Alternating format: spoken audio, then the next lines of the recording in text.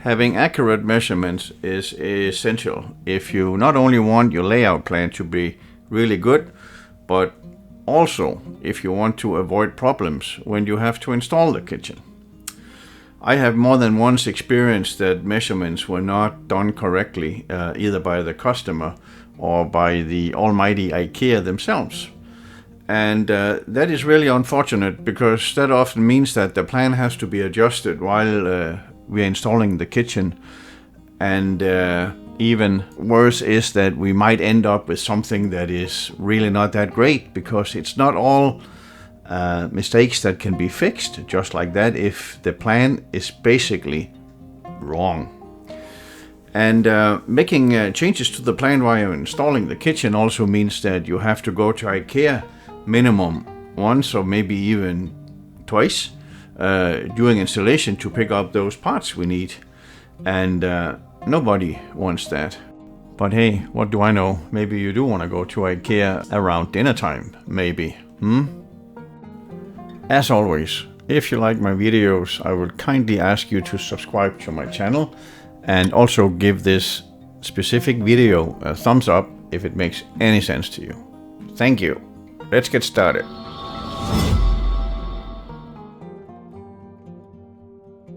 Making sure that the measurements are correct from the beginning, it always pays off. As in any other project, getting off to a great start is really important, because the time you spend on making sure that the measurements are correct is time that will come back as time savings later in the project when you are installing the kitchen. So a complete and accurate set of measurements defining all the physical characteristics of the room where you will install your new kitchen is a solid foundation for a successful kitchen renovation. And that means that you have to measure, besides the length, the height and the width of the room, you also need to check that the walls are plumb and the ceilings are not sagging, or how much they are sagging, and also check if joining walls are actually perpendicular. And doing all that, we will go through in this video, and I have divided it up to 4 easy steps. First, we make the sketches of the room. Then we will check the ceiling to see if it's sagging and horizontal. Then we will check the corners in the room where 2 walls are meeting. And finally, we will check to see if the walls are plumb. Before we continue, I want to share an example with you of how taking wrong measurements or not taking certain measurements at all can have a really big impact on the installation. On the drawing you're seeing here, it's a kitchen where we have a combination of 30-inch wall cabinet and 40-inch wall cabinets, because we do have a bulkhead sitting above the window. And we do have 95.5 inches from the floor to the ceiling where the 40-inch wall cabinets are sitting, but we do not have 85.5 inches from the floor to up under the bulkhead. Actually, we only have 83 inches, and that means that the 30-inch wall cabinet sitting here, the upper, will be basically sitting lower than the 40-inch upper cabinets if they are installed at the correct height.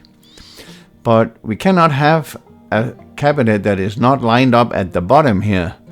So the only option was either to take that 30-inch upper cabinet out of the plan, which the client did not want to do, and then alternatively to lower the 40-inch cabinet so they were not sitting all the way up where they were supposed to be, but they were sitting lower on the wall, so they were lining up here where these 2 cabinets meet. And the problem is that those 2 inches, we will reduce the height from the countertop to the upper cabinets.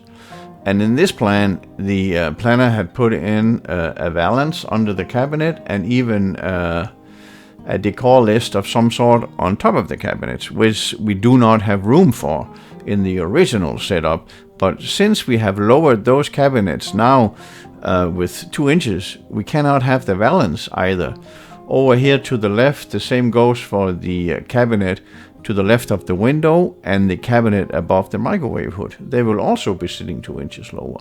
Luckily, the client have one of the low profile microwave hoods that is only 11 inches high, so it's not sitting too low, creating too little distance from the cooktop to the micro hood. So that is not a big issue. But over here on the opposite wall of this, we have other wall cabinets that will be sitting at the correct height because we have pantry cabinets sitting with those wall cabinets. So we will have upper cabinets sitting at 2 different height on both sides of the kitchen. So that is that's not cool. But it is as it is, because we could really not do anything about it except continue with the installation. Now we can finally begin to measure our room, and in order to do so we need a few tools. First and foremost, we need a regular measuring tape. I use the one you see here on the left, but sometimes I also use a laser measuring device, and that is because sometimes it is easier when you have a really long measurement to just shoot at the wall that is, you know, at the other end of the room, and then you can read the distance right on the display. If you have someone helping you taking measurements, you don't need the laser one. Just go with the measuring tape. Since we also want to check whether our ceiling is sagging or not, I can recommend you to get a laser like the one you see in the picture, either the one to the left or the right. The one to the left is a cheap one, but that will absolutely work well for installing a single kitchen. I found one for only $50 at Canadian Tire, and it served me very well for a very long time. And I use the same laser for hanging up my rails and for leveling the cabinets. So if you are installing a kitchen, I can highly recommend you to get a laser. As you'll see in a minute in this video, you can also use a regular level for checking your ceilings. It's just more difficult, and your result is not as easy achievable to get as when you're using a laser. Laser is very fast, and you will know exactly where your ceiling is sagging the most. However, you also need that level for checking the walls. So even though you have a laser, you will still need a spirit level like the one in the picture. I have 2 feet long, and that's enough for me to see whether the wall is plumb or not. So get one of those as well. And the last thing we need is a square, which we will use when we're checking to see if the corners are perpendicular. And you can have a regular carpenter square like the one sitting to the left, or you can have one of the bigger ones, or you can, if you have a pack of shelves from IKEA standing or something else where you know that the corner is 90 degrees, you can use that as well. You just need to have a bit of length to it, so you're not just measuring right in the corner. You need to get out on the wall a bit to see if those 2 walls sitting in a 90-degree corner actually is 90 degree, and that is important. And I will tell you a bit later why. It goes without saying that we need some paper and a pen as well. And if you don't have some paper with a squared grid on, I provided a link for you in the description where you can download some and print it out. So do that, and let's get started with the measurements. I am not going to show you how to use a measuring tape because I know you can do that already. So you are not going to see me running around measuring a kitchen here. What we will do instead is that I will show you a kitchen that I once did, where I created the layout plan and later installed the kitchen. And I took some pictures which I want you to see, and then I will show you the sketches I made based on the measurements and observations I did in that kitchen. In the description below this video there is a link, and if you click on that link you will get to my website where I have posted the pictures I took from that kitchen, so you don't have to go back and forth in this video to see the kitchen again. So you can look at the pictures on the website while you look and compare at my sketches, if that makes sense. So let's get started. This first sketch is showing the footprint of the kitchen, and on this one I have marked the door opening into the hallway at the right, which is 35 inches wide, and I have marked the window towards the street. And also I have marked the opening in the wall into the dining area. That's the one at the bottom of the sketch that is 34 inches wide. And I have located these openings on the wall with the distance from the corner. So nothing fancy and nothing difficult. This next sketch is the wall towards the dining area where we have an opening in the wall. And as you can see, there's a few electrical receptacles on the wall. And I have just measured the height from the floor up to those receptacles. And I have also measured the total width of the room, which we actually have already from the first sketch, and the height of the room as well. And that's pretty straightforward too. This sketch is showing the wall opposite the door opening into the hallway, and the only thing I have marked on this wall is the electrical power outlet for the range and receptacle on the wall, and also I have marked the vent opening for the hood. But in that new kitchen, that one would need to be relocated, but nevertheless I put it up on the wall so I know where it is. I'm sure you can see by now that this is fairly easy, and you just want to make sure that any physical part of that room is described on your sketches with measurements. That's fairly easy. This is the window wall, and that's the big window to the street. And this last one is the wall towards the hall where we have the door opening.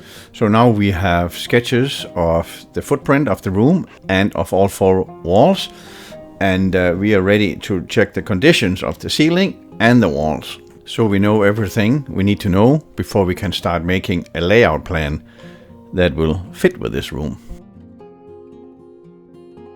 So the very first thing we want to check is to see whether the ceiling is sagging or not, because that is important if we are having the 90-inch high pantry cabinets or the 40-inch wall cabinets in a room where the ceiling height is 8 feet, which is 96 inches. And do we have a clear 96 inches? We most likely don't need to worry, but sometimes the 96 inches becomes 94 and a half when we add flooring and a few layers of drywall. And that's why we need to check. And the problem is that if the cabinet is sitting too tight to the ceiling and the ceiling is sagging, you might not be able to open those cabinet doors when everything is installed. And the only way to know if that's an issue is to check whether the ceiling is sagging or not. And how do we do that? Watch this. Using a laser like this is a very easy way to check whether your ceiling is level or if it's sagging a bit around the room. In this case, I have put the laser at exactly 92 inches and 3/16 of an inch above the floor, because that is the distance from the floor where the suspension rail will be mounted. Now I can use my measuring tape and I can measure from my line to the ceiling. In this case, I got 2.5 inches. And 2.5 inches is our absolute minimum from the lower edge of the rail to the ceiling. When the cabinets are hanging on the rail, there will be 2 inches and 3/8 from this lower edge to the top of the cabinet. And we need a tiny bit of clearance. So by having 2.5 inches as a minimum from this line to the ceiling, we will make sure that our doors on the cabinets can open. So when the line has been put up at the 92 inches and 3/16 of an inch from the floor, we can go ahead with a measuring tape and we can measure if we indeed have 2.5 inches as a minimum in the area where the doors will swing out. Also, of course, where the cabinets are installed, but we also need it in front of the cabinet so we got room for the door to open. As you can see, this is a very easy way to check whether your ceiling is sagging or if it's nice and horizontal. If you don't have a laser like this one, you can always check the ceiling by using a level. Just a second, buddy, because there's something you need to know, and that is if you're going to use a level like that to check the ceiling, you first need to measure and make sure that you have 94.5 inches as a minimum, or 94.75 as a minimum from the floor to the ceiling. And that is absolute minimum if you have the high pantry cabinets or the high wall cabinets and you want them to sit at the standard IKEA height. If you are okay with them sitting a bit lower, you don't need to worry that much about the 94.75, but let's, as a basis, saying that's what you need. So you can measure that from the floor up to the ceiling, and then you can start checking whether your ceiling is sagging towards the middle of the room. And if that is the case, you might not have sufficient clearance to open the doors on that cabinet. So it is important that you check that your ceiling is not sagging. This one is a 4-foot level. You just go ahead and do that in a few spots, and then you will get the idea whether the ceiling is sagging or not. Now that I have told you why it is so important to check whether your ceilings are sagging or not and how to do that, we will move on to how you check the corners of the room and why that is important. If your kitchen is a galley kitchen and you do not have any corners where you'll have a corner cabinet, you can skip this bit, because then it's really not important to you. But if you do, you better pay attention, because then this is very important as well. IKEA have two different kind of corner cabinets. The one is the one you see at the top here, which is 38 by 38 inches, and the other one is the long one that is 26 inches deep with the filler and 47 inches long. The difference between those two cabinets are obvious, but from an installation point of view, the difference is that the upper one, the 38 by 38, is attached to the wall in 3 spots, where I have marked with a little red cross, and the other two are attached to the wall in only 2 anchor points. And that makes a big difference, and here's why. As you can see in this picture, the corner of these 2 walls where they're meeting is bigger than 90 degrees. And that is the problem if you decide to go with the 38 by 38 corner cabinet, which is attached to both walls. Because that corner cabinet is 90 degrees on the back, and if you put that in the corner where the angle is bigger than 90 degrees, that wall, as you can see, further down the cabinet line will move away from the cabinets. And that means that you will have a gap at the front of those cabinets, because clearly those cabinets needs to be sitting on the wall. And that means you will have a gap between the front of those cabinets somewhere. And we really, really don't want that. So checking whether your corner is more than 90 degrees is very important. Well, then you can say, what do I do if my corner is bigger than 90 degrees? Because I can obviously not rebuild the wall. No, you cannot, but you can take into consideration when you're picking cabinets which ones to pick, because as you can see in this picture, and as you remember I said just before, is that this corner cabinet is only attached to the wall in 2 spots, and that means on one of the walls. And if those cabinets open up at the front, you can add a filler in the corner. The other cabinet, the 38 by 38, do not have that option. You can only squeeze in a filler between 2 cabinets. But with this 47-inch long cabinet, there is a filler already that is about 2 inches wide, and whether that one is 2 inches, 2.5, 3 inches, it really doesn't matter. So if those 2 walls are not perpendicular, that means they're either a tiny bit bigger than 90 or a tiny bit smaller than 90 degrees. It's much better to use the longitudinal corner cabinet, right? You see what I mean? I hope so. So now that you know that checking the corner is important, and the next question is, how do we do that? Well, you just pick up a carpenter square or something else that you know is 90 degrees, and you squeeze it in the corner, and you see if there's any gap to any of the sides. It could also be that the walls are sitting at an angle that is less than 90 degrees, and then you will have the gap in the bottom of that corner. And if you do have a gap, you just need to pay attention to that. Are you having a gap because the walls are not 90 degrees, or are you having a gap at the end of that carpenter square because there's a lot of mud sitting in that corner? Because that is also often the case. And how do you check that?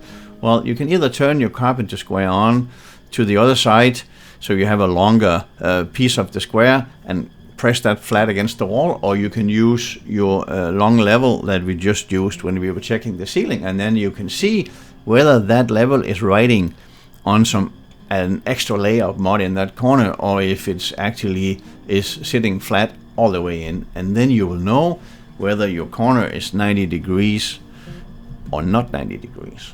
So check that. Check if it's mud in the corner that is making you believe that it's not 90 degrees, but check it anyway so you can pick the right corner cabinet, because I guarantee you it's super frustrating to come out to an installation and you have a room where the walls are not perpendicular to each other, and you have that 38 by 38 corner cabinets, because that can be quite a handful to make that work.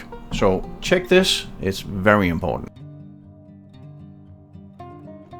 So we're almost there. The very last thing we need to check is whether the walls are vertical or not. And let's again start with why that is important. Just like before, where you did not need to worry if you had a galley kitchen, there's a few examples here where you don't need to worry about whether your walls are super vertical or not, because it has no impact. But where it has an impact is where you have a base cabinet sitting next to a high cabinet, because as you can see in this picture, they are anchored at two different planes on the wall, and that means that even though those cabinets have the same depth, they will not be flush at the front, because in this case the base cabinet is sitting further back on the wall, because this wall is leaning forward. If the wall was leaning backwards, it would be the opposite, that the base cabinet would be protruding the high cabinet. And it's very unfortunate. And if you check that when you're measuring the room, then you know which problems you might need to deal with when you're installing. Because what you can do in this case, as you see in the picture, is that you can shim out that rail for the base cabinet, so it being pushed forward and comes out and meet the front of the high cabinet. And the opposite is the situation if you need to shim out the upper rail. So it will come forward and meet the base cabinet if that one is sitting further out than the high cabinet. So if you have a layout plan where you have a high cabinet sitting next to a base cabinet, you need to know that it's important that the suspension rails for those two cabinets are installed on the same vertical line. Otherwise, one of them will be protruding when you install them, and you really don't want that, because it do not look nice, right? So that's something you need to check. And if it's just a little bit, you can shim your problem away when you're installing, but you need to be aware of it. And awareness comes from checking the walls, whether they are vertical or not. It could also be that your wall is leaning back, as the one you see in this picture, and you have a high cabinet, and it's leaning back more than the clearance behind the cabinet when it is installed on the wall. And that means you have to shim out that upper rail. Otherwise, you cannot get that cabinet to sit plumb, because it will be hitting the wall right there at the bottom. And you don't want that either, because you want the cabinets to be plumb, all of them. And that's pretty much it. And if you're sitting now wondering, what about the floors? Shouldn't we check whether they are horizontal or not? And I would say we rarely have to check that, because all the IKEA cabinets, they come with adjustable legs, and we will take that into consideration when we are installing. However, there's always that rare case where you have a few inches in difference from one corner to another. And if you know that while you walk into a room, you can always see that when it's that, when it's that much, then you know that, okay, we have to check this, and we have to adapt the layout to the room. Because if the floor is really going downhill, 2 inches over 15 feet, then you most likely don't want to have an L-shaped or U-shaped kitchen, because that will be very difficult to have the same level all the way around. So no, I don't check the floors normally when I'm out and doing kitchen measurements, because there's always a way around those. So you don't need to do that either. I do hope you learned something from this video, and you should now be prepared to create your layout plan in the IKEA online planner. Good luck with everything. Thank you for watching.